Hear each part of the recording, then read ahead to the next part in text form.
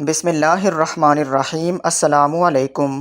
مشہور ہے کہ حضرت ابراہیم علیہ السلام مہمان نوازی کی روایت کو شروع کرنے والے پہلے شخص تھے۔ آپ علیہ السلام بے حد مہمان نواز تھے اور اللہ تعالیٰ کو آپ علیہ السلام کی یہ ادا بہت پسند تھی۔ روایات میں ہے کہ آپ تب تک کھانا تناول نہ کرتے جب تک کسی مہمان کو اپنے ساتھ کھانے میں شریک نہ کر لیتے۔ چنانچہ ایک مرتبہ ایسا ہوا کہ آپ علیہ السلام کسی انسان کو تلاش کرنے کے لیے گھر سے نکلے تاکہ اسے مہمان بنا سکیں۔ آپ علیہ السلام نے بہت تلاش کیا مگر کوئی بھی مہمان بننے کو تیار نہ ہوا۔ تھک ہار کے واپس پلٹے تو دیکھا کہ ایک اجنبی گھر میں کھڑا ہے۔ آپ علیہ السلام نے پوچھا کہ تم کون ہو؟ اجنبی نے کہا کہ میں ملک الموت ہوں اور مجھے رب العالمین نے ایک بندہ کی طرف بھیجا ہے تاکہ اسے خوشخبری سناؤں کہ اللہ تعالیٰ نے اسے اپنا خلیل بنا لیا ہے۔ آپ علیہ السلام نے پوچھا کہ وہ کون خوش نصیب ہے، اگر مجھے پتہ چل جائے تو تا دم آخر اس کا ہمسایہ بنا رہوں۔ ملک الموت نے کہا کہ وہ خوش قسمت تو آپ ہی ہیں، اور یہ اس وجہ سے ہے کہ بلا امتیاز و تفریق آپ علیہ السلام کی عطاؤں کے دروازے لوگوں کے لیے کھلے ہیں۔ اللہ تعالیٰ کو آپ علیہ السلام کی یہ ادا بہت پسند تھی کہ آپ علیہ السلام اس کی مخلوق پر بے حد رحم دل تھے۔ آپ علیہ السلام کا شمار 5 اولو العزم انبیاء میں ہوتا ہے۔ اللہ پاک نے قرآن پاک میں 35 مقامات پر حضرت ابراہیم علیہ السلام کا ذکر خیر فرمایا۔ آپ علیہ السلام نے 33 برس کی عمر میں حضرت سارہ سلام اللہ علیہا سے نکاح کیا اور ایران مصر کی طرف ہجرت کرنے کے بعد فلسطین اور انڈیا کے درمیانی علاقے سبا میں سکونت اختیار کر لی۔ وہاں آپ علیہ السلام نے کنواں کھودا اور مسجد بنائی۔ لوگوں کے بے جا ستانے اور اذیتیں پہنچانے کی وجہ سے آپ علیہ السلام نے وہاں سے بھی ہجرت فرمائی اور رملہ اور ایلیا کے درمیانی علاقے میں سکونت اختیار کی۔ وہاں بھی آپ علیہ السلام نے ایک کنواں کھودا۔ کتب تواریخ میں آپ علیہ السلام کے بے شمار فضائل بیان ہوئے ہیں۔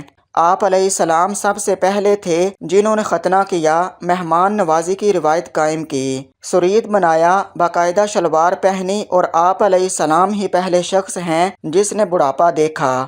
آپ علیہ السلام نے حضرت سارہ سلام اللہ علیہا کی وفات کے بعد 2 عرب عورتوں سے نکاح کیا۔ ایک کا نام کاتورہ تھا اور اس سے آپ علیہ السلام کے 6 لڑکے پیدا ہوئے، اور دوسری کا نام ماجور تھا اور اس کے بطن سے 5 لڑکے پیدا ہوئے۔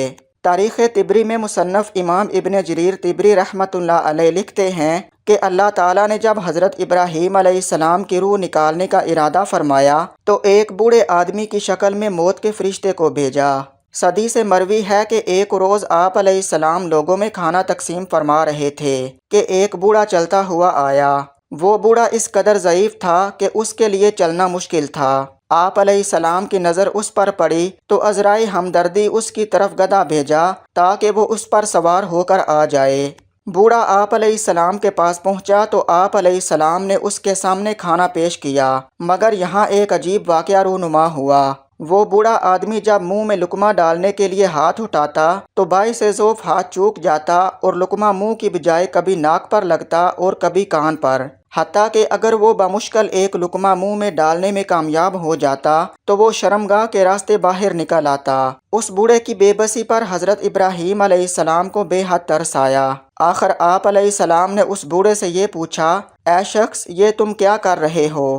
اس نے جواب دیا کہ میرا ہاتھوں پر اختیار نہیں رہا، بھوک مٹانے کو کھاتا ہوں مگر پیٹ میں کچھ رکتا نہیں، بہت تکلیف میں ہوں۔ آپ علیہ السلام نے پھر پوچھا کہ تمہاری عمر کیا ہے؟ اس نے عمر بتائی تو آپ علیہ السلام نے فرمایا کہ تم مجھ سے صرف 2 سال بڑے ہو، اگر تمہارا یہ حال ہے تو 2 سال بعد میں بھی اس حال کو پہنچ جاؤں گا۔ آپ علیہ السلام نے اسی وقت دعا فرمائی کہ اے اللہ، اس حالت کے آنے سے پہلے مجھے موت دے دے۔ چنانچہ وہ اچانک اٹھ کھڑا ہوا جو کہ در حقیقت موت کا فرشتہ تھا، اور اس نے حضرت ابراہیم علیہ السلام کی روح قبض کر لی۔ اس وقت آپ علیہ السلام کی عمر 200 سال تھی، اور ایک دوسرے قول کے مطابق 175 سال تھی، اور ایک تیسرے قول کے مطابق 190 سال تھی۔ مذکور ہے کہ حضرت داؤد علیہ السلام اور حضرت سلیمان علیہ السلام کی طرح حضرت ابراہیم علیہ السلام کو بھی موت اچانک آئی۔ آپ علیہ السلام کو جبرون حشی بستی میں اس جگہ دفن کیا گیا جہاں حضرت سارہ سلام اللہ علیہا دفن تھیں۔ آپ علیہ السلام نے دفن کے لیے زمین کو اپنے ہاتھوں سے 400 درہم میں خریدا تھا۔ آپ علیہ السلام کے کفن و دفن کا انتظام حضرت اسحاق علیہ السلام نے کیا تھا۔